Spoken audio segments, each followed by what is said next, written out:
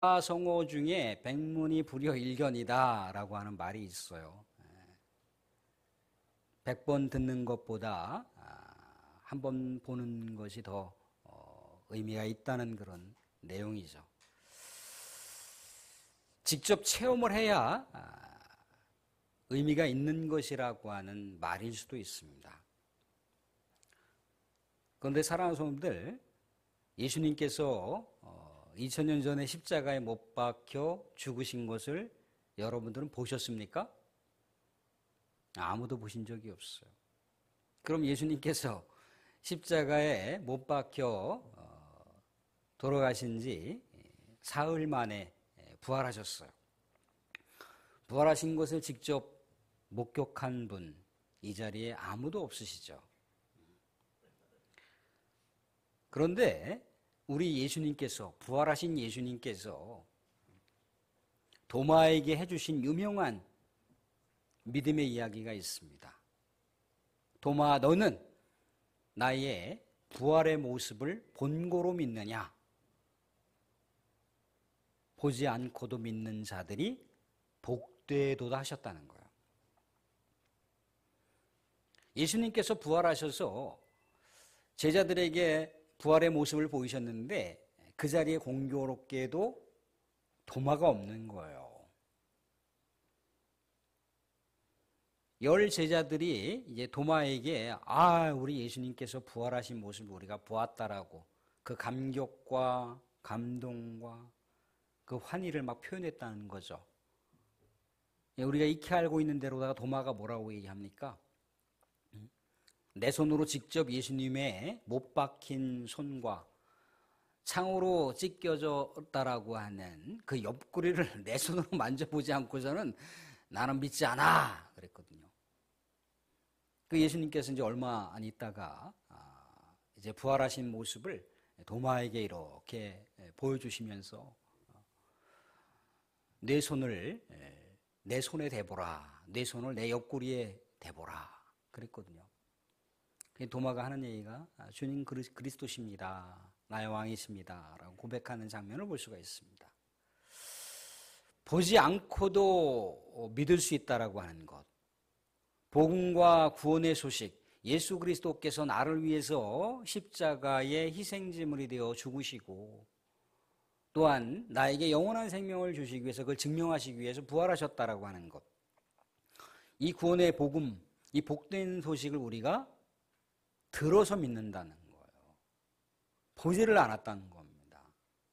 보지 않고도 믿는 이 믿음이 우리 주님께서 칭찬하시는 최고의 복된 믿음이라고 하는 것을 믿으시기 바랍니다. 사랑하는 성도들, 우리가 예수 그리스도의 부활을 찬양하고 예수 그리스도의 부활을 우리가 감격하는 이유가 뭔가요? 도대체 예수님의 부활을 우리가 이렇게 경배하고 할렐루야 할렐루야 극찬양을 하는 이유가 뭔가요? 아까 우리가 찬송가 164장을 불렀던 것처럼 예수님의 부활이 곧 나의 부활을 보장하기 때문이라는 거예요. 병원에 이렇게 통원 치료를 하시거나 아니면 병원에 입원 치료를 하시거나 병원에서 수술을 받으시면 가입했던 보험을 이렇게 들춰봐요.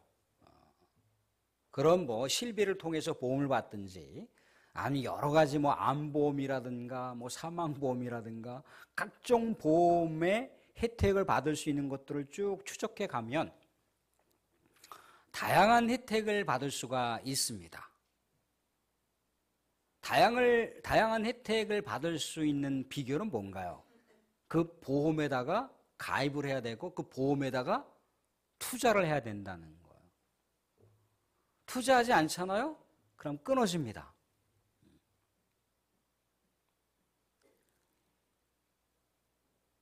그런데 그 보장이라고 하는 것이 어떻습니까? 물론 살아생전에 여러분들에게 혜택이 돌아가겠지만 또 어떤 경우에는 유족들에게 이렇게 보험 혜택이 돌아가는 경우도 있을 수 있죠. 그죠? 아무튼 그 보험의 혜택을 받으려면 투자를 해야 된다는 거예요. 사랑하는 성도들, 예수님을 우리가 믿는다라고 하는 투자, 돈 없이 값 없이 예수님을 믿으라고 얘기합니다. 예수님을 믿는다라고 하는 것은 최고의 보험에 가입하고 투자한 줄로 믿으시기 바랍니다. 왜? 아파서 보험 혜택을 보는 것이 아니고, 죽어서 보험 혜택을 보는 것이 아니고, 중한 질병에 걸려서 보험 혜택을 보는 것이 아니고, 죽어도 영원히 다시 사는 부활 영생의 보장이 주어지는 보험이 예수를 믿는 보험이라는 거예요. 이 얼마나 위대한 보험을 우리가 투자하고 드는 겁니까? 사랑하는 성도님들, 예수님을 믿는데 전심을 다 투자하시고 예수 그리스도께서 우리에게 부여하신 이 죄사함과 부활 영생의 축복을 다 누리시고 빼앗기지 마시기 바랍니다. 오늘 말씀 가운데 보시면 예수님께서 부활의 소식을 제자들에게 전했는데도 불구하고 제자들이 믿질 않는 거예요. 예수님께서 이제 부활의 모습을 가장 먼저 보여주신 분이 있어요. 가장 먼저 보여주신 분. 오늘 말씀 가운데 예수님의 부활의 모습을 가장 먼저 보여주신 분이 누구죠? 오늘 말씀 가운데 읽었는데 누군가요? 막달라 마리아. 제일 먼저 보여주셨잖아요. 그죠? 아니, 예수님께서 부활하신 모습을 가장 먼저 보여주실 법한 수제자라고 일컬어지는, 제자들 중에 가장 맏형이라고 일컬어지는 선임제자였던 베드로에게 예수님께서 부활의 모습을 보여주신 게 아니에요.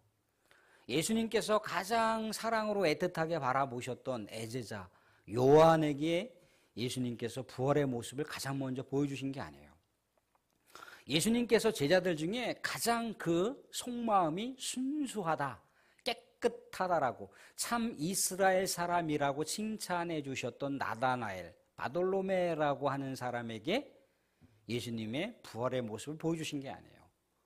심지어 그동안 예수님의 제자라고 하는 것을 은밀하게 숨겨 놓았다가 예수님께서 십자가에서 못 박혀 처형당하 죽으시고 나서 예수님의 시신을 자신의 무덤에다가 장례를 치러줬던 아리마대 요셉이라고 하는 사람에게 예수님의 부활의 첫 모습을 보여주신 게 아니에요.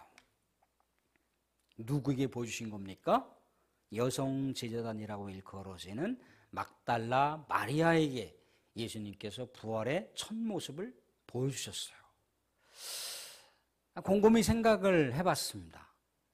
왜 예수님께서 그래도 가장 측근에 있었던 남자들 제자들에게 예수님의 부활의 모습을 보여주지 않으셨을까? 기라성 같은 앞으로 초대교회에 위력적인 이 사명과 사역의 화염을 뿜어낼 이 베드로에게 왜 부활의 첫 모습을 보여주지 않으셨을까? 왜 애제자 요한에게, 왜 순수한 열정의 제자였던 나다나엘에게, 왜 자신의 최후 죽음의 그 순간에 그 시신을 정말 가장 고결하게 장례를 치러줬던 아리마다 요셉에게 왜 부활의 첫 모습을 보여주시지 않으시고, 왜 막달라 마리아, 그것도 7 귀신에게 사로잡혔다가 자유롭게 된 이 막달라 마리아에게 보여주셨을까? 이렇게 곰곰이 생각을 해봤어. 여러분들 왜 그랬을 것 같습니까? 왜 막달라 마리아에게 예수님께서 이 부활의 모습을 보여주시고 그 부활의 모습을 제자들에게 증거하라고 하신 이유가 뭘까요? 여담입니다만 여자가 남자들보다 말이 많아요. 말 전파 속도가 4배 정도 된다고 합니다. 이게 과학적으로 증명이 된 바예요. 그러니까 남자들이 또 다른 남자들이나 또 다른 대화의 상대자들에게 이렇게 붙들고 얘기를 할 때 여자들은 벌써 4사람에게 전달을 하고 있다는 얘기예요. 뭔가 예수님께도 가성비를 생각했겠죠. 그죠? 효율적으로 복음을 전할 수 있는 대상이 누굴까를 생각해 봤는데, 이거 좀 무미건조하고 무뚝뚝한 이 남자 제자들보다는 여자 제자를 택하시지 않았을까라고 그렇게 생각을 해봤지만 그것은 여담이라는 거예요. 왜 그렇겠습니까? 예수님께서 무덤가를 찾았던 세 여인이 있어요. 그죠? 오늘 새벽 예배로 오신 분들은 아마 알겠지만 우리가 읽었던 우리 앞본문에 보면 1절부터 그 8절까지를 보시게 되면은 예수님께서 그 만시창이가 되었잖아요. 그 시체 자체가 만시창이가 된 거예요. 갈기갈기 다 너덜너덜 찢겨져 있잖아요. 그죠? 예수님께서 우리를 사랑해 주셨고 우리를 위로해 주셨고 정말 그 당시에 눈물과 한 맺힌 삶을 살아갔던 사람들을 다독여줬잖아요. 눈물을 닦아줬잖아요. 과부로 살아갈 수밖에 없는 그 사람이 아들 하나 품고 그래도 인생 일대를 살아보려고 애를 썼는데 그 아이가 죽었단 말입니다. 그 아이를 살려주셨잖아요. 예수님의 그 고매한 사랑과 인격을 따뜻하게 다시 이렇게 복귀했던 그 여성 제자단들이 그래도 예수님의 그 시체에 향품이라도 발라드리려고 그 율법에 금기된 사항을 뛰어넘어서 그래도 예수님께서 우리를 위해서 그렇게 애쓰셨는데 라고 그 사랑의 그 그리운 연정이 너무나 깊어서 사무쳐서 그래도 우리가 예수님 그 시체에다가 향품이라도 이렇게 해드리자라고 세 제자가 갔어요. 막달라 마리아, 또 야고보의 어머니라고 하는 마리아, 살로메라고 하는 세 여인이 갔거든요. 천사를 통해서 예수님께서 여기 계시지 않고 부활하셨다라고 말씀을 하셨어요. 천사가 그렇게 말을 하고 예수님께서 부활하셨다라고 하는 소식을 제자들에게 전하라고 얘기했다는 겁니다. 그런데 이 세 여자 제자단들이 너무나 두려웠어요. 너무나 두려웠습니다. 왜? 예수님께서는 반역죄로 처형당한 거예요. 십자가 사형죄, 형벌이라고 하는데 반역죄로 처형당했다는 거예요. 반역죄로 처형당한 시체가 다시 살아났다라고 많은 사람들에게 얘기했다가는 이거 엄청난 파장이 일어날 수 있는 사건이라는 거예요. 그래서 예수님께서 이 막달라 마리아가 그래도 나를 사랑해 주셨던 그 예수님을 내가 전해야지라고 순종하는 마음으로다가 마음의 결단을 내렸을 때 예수님께서 그 무덤가에서 있었던 가장 가까이 있던 막달라 마리아에게 부활의 모습을 보여주신 거예요. 그리고 제자들에게 이 부활의 복된 소식, 이 영광의 소식을 전하라고 그렇게 명령하신 거죠. 막달라 마리아가 제자들을 찾아가서 이렇게 저렇게 이제 얘기를 합니다. 예수님께서 부활하셨답니다. 예수님께서 죽음을 다시 이기시고 다시 살아나셨어요. 다시 살아나셨어요. 아니 말이요 뭐요? 예수님이 어떻게 다시 살아나? 말 같지도 않은 얘기 하지 마소. 그랬거든요. 예수님께서 이제 기가 막혀갖고 이제 시골로 내려가는 두 제자에게 또 말씀을 하셨어요. 엠마오로 가는 시골길로 가는 그 두 제자에게 예수님께서 이 부활의 모습을 보여주셨는데 이 부활의 모습과 부활하기 이전에 십자가 처형당했던 모습은 다르거든요. 그러니까 몰랐어요. 알아보지 못했습니다. 그렇지만 나중에 부활하신 예수님이라고 하는 걸 알고 또 보여주시고 이제 또 사람들에게 전하라고 했습니다. 사람들이 안 믿는 거예요. 믿질 않아요. 오늘의 말씀이 그 내용인 겁니다. 그래서 예수님께서는 너무너무 이제 답답하셔서 오늘 말씀 가운데 어떤 말씀을 보여주시냐면 14절에 이 말씀을 보여주십니다. 14절 말씀 보여주시면 이렇게 얘기를 합니다. 같이 한번 읽어보겠습니다. 같이 시작. 그 후에 11제자가 음식을 먹을 때 예수께서 그들에게 나타나사 그들의 믿음 없는 것과 마음이 완악한 것을 꾸짖으시니 이는 자기가 살아난 것을 본 자들의 말을 믿지 아니함일러라. 믿질 않는 거예요. 백문이 불여일견이라는 거죠. 도저히 못 믿겠다는 거예요. 근데 예수님께서는 제자들에게 분명히 예수님의 부활의 예시 사건을 보여줬습니다. 과부의 아들이 죽었을 때 그 과부의 아들을 살려주셨던 사례가 있었죠.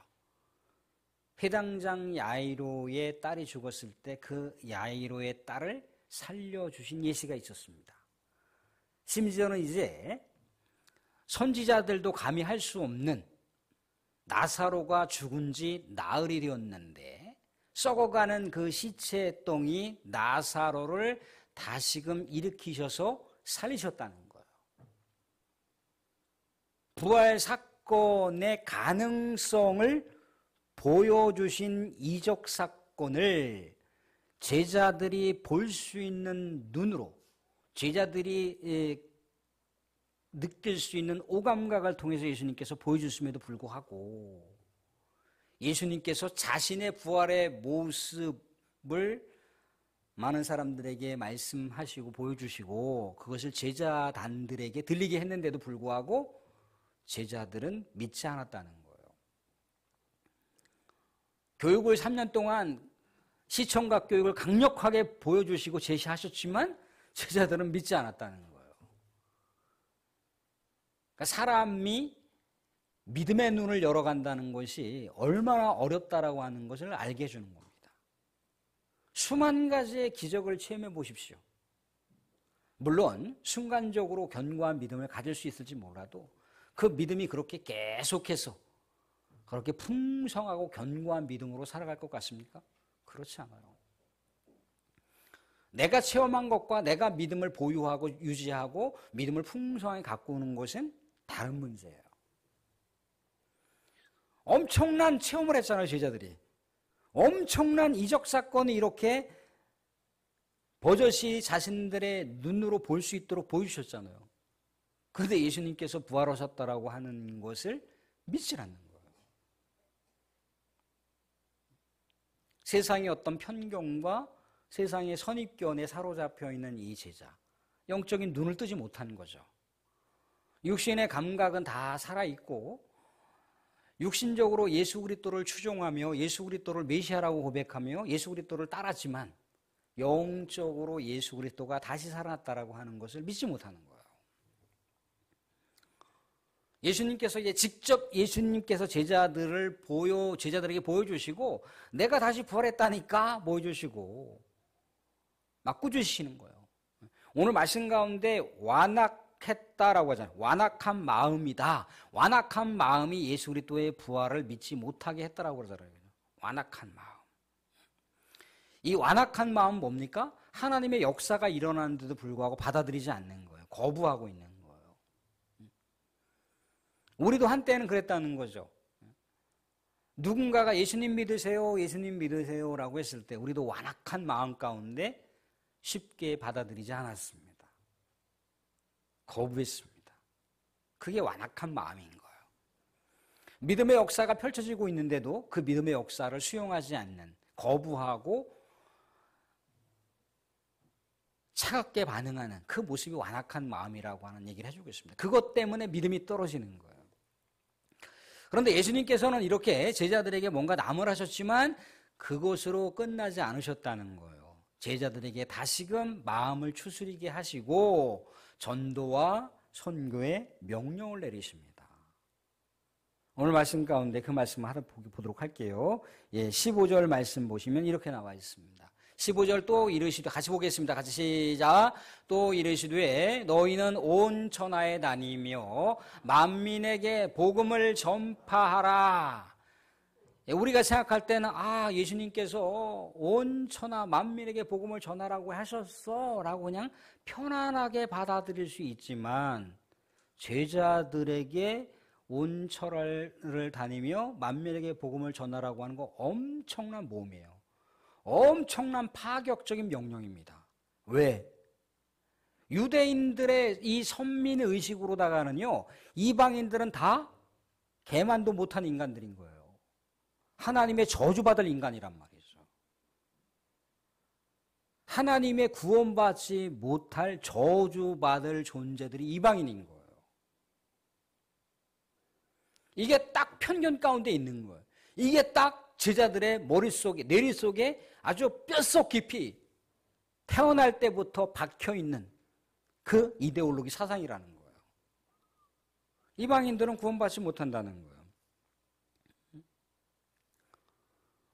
이방인들은 지옥의 땔감 같은 존재인 거예요. 그들에게 복음을 전하는 자체, 그거는 이 제자들이 감내할 엄청난 거예요. 유대인과 이방인의 이 벽이 철저하게 세워져야 되는 거예요. 이 경계선이 철저하게 세워져야지 이게 참다운 유대인이라고 하는 정체성을 갖고 있는 거예요. 근데 이 정체성을 허물어 버리라는 겁니다. 이 경계선을 허물어 버리라는 거예요. 너희들이 갖고 있는 편견과 선입견을 깨버리라는 거예요. 예수 그리스도의 이 십자가 죽음과 부활이라고 하는 것은 온 천하 만민들이 누려야 할 축복이라고, 온 천하 만민들이 받아야 할 은혜라고 하는 것을 이 제자들에게 전하라고 하고 있는 거예요. 부활하신 예수 그리스도의 모습을 보여주시고 너희들만 누려야 할 혜택이 아니라는 거예요. 온 천하 만민들이 누려야 할 혜택이라는 거예요. 그런데 어떻게 해요? 혹여라도 이방인들 중에 나도 개종을 할게요, 나도 예수 그리스도 받아들일게요 라고 하는 자들이 있으면 수용하지만, 받아들이지만, 유대인들이 직접 가서 개종하십시오라고 하는 경우는 없거든요. 그런데 예수님께서는 어떻게 하랍니까? 오는 사람 기다리지 말고 가라는 거예요. 가라, 전파라는 거, 전파하라. 온 천하에 다니면서 전파라는 거, 전파하라. 그래서 믿음으로 받아들이고 영접한 사람들은 어떻다는 겁니까? 16절 함께 보겠습니다. 16절 같이 봅니다. 같이 시작. 믿고 세례를 받은 사람은 구원을 얻을 것이요 믿지 않는 사람은 정죄를 받으리라. 참 제 번역이 조금 마음에 안 드는데 정죄를 받으리라. 정죄를 받으리라. 유죄 선고를 받았다는 얘기예요. 유죄 선고를 받았다. 유죄 선고를 받으면 어떻습니까? 재판장에서, 법정에서 유죄 선고를 받으면 어떻게 돼야 돼요? 벌금을 내든지 아니면 감옥에 몇 년 이렇게 있어야 되든지 라고 선고가 떨어질 거 아니에요. 그죠? 그 유죄가 떨어졌다는 얘기예요. 예수 그리스도를 받아들이지 않으면 그 심판대 앞에서 그 선고를 받는다는 거예요. 너 죄인이야. 너 죄에 대한 형벌을 받을 거야 라고 하는 그 선고를 받는다는 거예요. 예수 그리스도가 없는 자들은 그렇다는 거예요. 그렇기 때문에 세상의 모든 만민에게 온 천하를 다니면서 이 부활의 영광의 소식을 전하라는 거예요. 이 부활의 영광의 소식을 영접하고 받아들이는 자들은 예수 그리스도가 그 죽음을 극복하시고 부활 영생, 그 부활의 놀라운 영광의 사건을 보여주셨던 그 놀라운 부활을 누리게 되는 축복을 얻는다는 거예요. 사랑하는 성도들, 좀 전에 말씀드렸잖아요. 그죠? 예수 그리스도를 믿는데 온 우리가 마음과 영을 투자하라고. 우리가 죽어도 다시 살아나는 부활이라고 하는 것은요, 아니 불치병에 걸렸다가 죽었는데 다시 살아났다. 또 안 죽습니까? 또 죽어요. 근데 그런 부활이 아니고 이 모든 우리의 연약한 이 육신, 연약한 정신, 연약한 영을 완전히 다 극복한 우리 주 예수 그리스도의 신적인 능력으로 부활하는 부활을 얘기하는 거예요. 그 부활을 우리가 누리게 된다니까요. 우리가요, 하나님의 그 놀라운 축복, 사랑하는 사람들과 이별했을 때 그 눈물과 아픔과 괴로움이라고 하는 게 있잖아요. 그리움이라고 하는 게 있잖아요. 그런 것 다시는 이 세상에서 다시는 경험하지 않는 영원한 하나님의 나라에 영원한 기쁨만 있는, 영원한 행복만 있는 그 세계에서 우리가 살게 될 것이라고 하는 보장이 예수 그리스도의 부활을 믿는 보장인 거예요. 얼마나 값진 우리가 보장된 삶을 살아갑니까? 아니, 이 세상 가운데 빨가벗고 태어나서 옷 한 벌만 입어도 수시 맞는 것이라고 하는데, 우리가 이 엄청난 어마어마한 이 우주적인 놀라운 축복, 축복과 능력과 은혜를 예수 그리스도의 부활을 통해서 얻게 되는 거예요. 나도 부활한다니까요. 나도 예수 그리스도와 함께 살아갈 수 있는 예수 그리스도의 몸처럼 우리가 막 4차원의 세계를 다닐 수 있는 그런 놀라운 부활의 그 능력을 갖게 된다는 거예요. 사랑하는 성도, 이 소식을 전하라는 거예요. 나누라는 거예요. 너네들만 잘 먹고 잘 살고 호리호식하며 누리지 말고 우리 주 예수 그리스도의 부활 영생이 이 엄청난 축복과 엄청난 은혜를 보장한다라고 하는 거, 그걸 나눠주라는 얘기예요. 사랑하는 성도들, 사랑하는 가족들 떠나서 맛있는 거, 행복한 삶을 누리면 어떻습니까? 우리 아내한테도, 우리 남편한테도, 우리 애새끼들한테도 이런 걸 나눴으면 좋겠다라고 하는 생각 갖지 않겠습니까? 하나님께서는 그런 마음으로 복음을 전하라는 거예요. 부활 영생의 소식을 전하라는 거예요. 어디까지? 이웃 동네까지만? 아니요. 온 천하를 다니면서